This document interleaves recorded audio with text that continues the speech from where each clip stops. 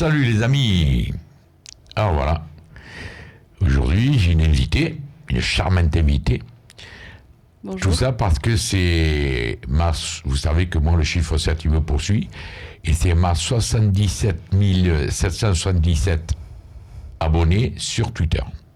Alors son pseudo c'est Minot de Marseille. Moi je m'attendais à avoir un bébé. Et quand elle m'a dit, alors moi c'est par rapport au 7, elle m'a dit je m'appelle Mathilde, j'ai 27 ans et j'habite à Andoum dans le 7e arrondissement au numéro 17. La totale. Et je suis bien content parce que je ne savais pas qui est. Puis voilà, on a Mathilde, elle est charmante, elle est sympathique, elle est venue avec sa sœur qui, le privilège, est dans le studio. Élise. Alice.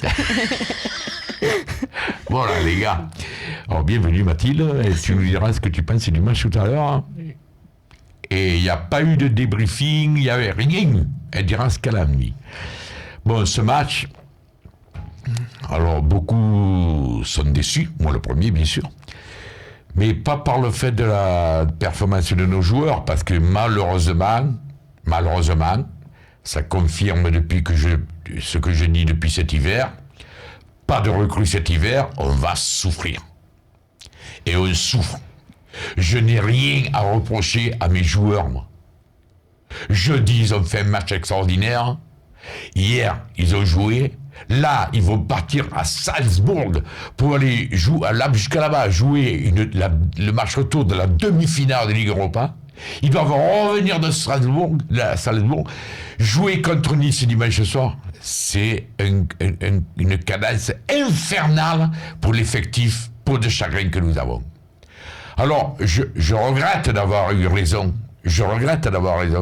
Mais j'espère malgré tout que cette espèce de hargne que mettent les joueurs sur le terrain, on a vu hier, il y en a plein qui a été feignant, ils ont essayé de tout donner.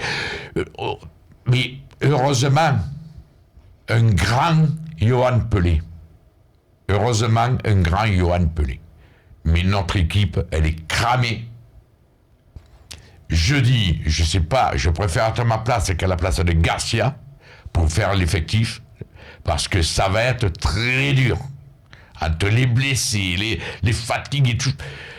C'est un dilemme incroyable. Je n'ai pas envie de dire du mal des joueurs hier de l'Olympique de Marseille. Ils ont tous donné tout ce qu'ils pouvaient. On le voit avec l'abnégation dans laquelle ils jouent.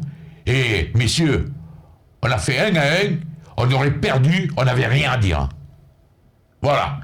La faute allait à ce que conseiller au président et ou je sais pas qui, de ne pas recruter cet hiver. Il n'y avait pas d'argent, je ne suis pas comptable. On doit trouver. En attendant nos joueurs, c'est interdit de les critiquer, parce qu'avec les cadences infernales qu'ils ont, c'est interdit. Voilà.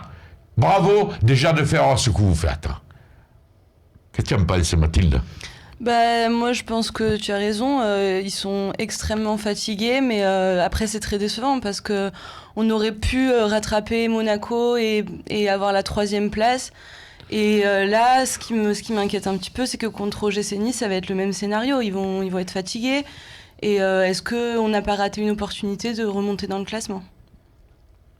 Absolument, mais quand on Nice, en plus, je ne sais pas si Rami ne joue pas.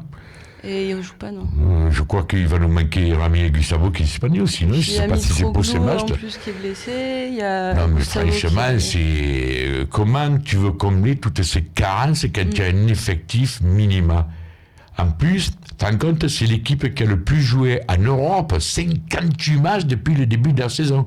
Et les autres équipes qui ont moins de matchs que nous, ils ont un effectif autrement étoffé, rien qu'à parler du top 10 européen, les Manchester, les Madrid, Barcelone, Juventus.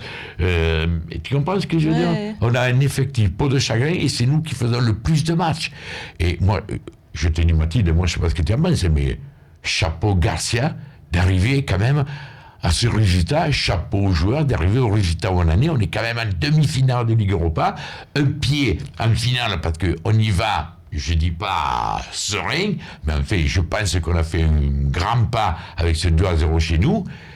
On est 4e, mais à 1 point du troisième, à 2 points du second, c'est superbe. Oui. Malheureusement, on est obligé de compter sur les contre-performances de Lyon, c'est dont je doute, et encore de Monaco pour être sur le podium. Mais si on n'y est pas, honnêtement, Mathilde, je ne pourrais pas en vouloir aux joueurs, je ne pourrais pas en vouloir aux joueurs. Je ne pourrais en vouloir qu'à ceux qui n'ont pas voulu recruter cet hiver. Aujourd'hui, les carences sont flagrantes. Oui. Dis-nous un petit peu encore quelque chose. Non, mais si on n'arrive pas à avoir... T'es marié, t'es pas marié? Parce que ma copine Mathilde, en décembre, elle est revenue de Colombie, où elle vivait. Oui, pendant 3 ans. Voilà. Et voilà.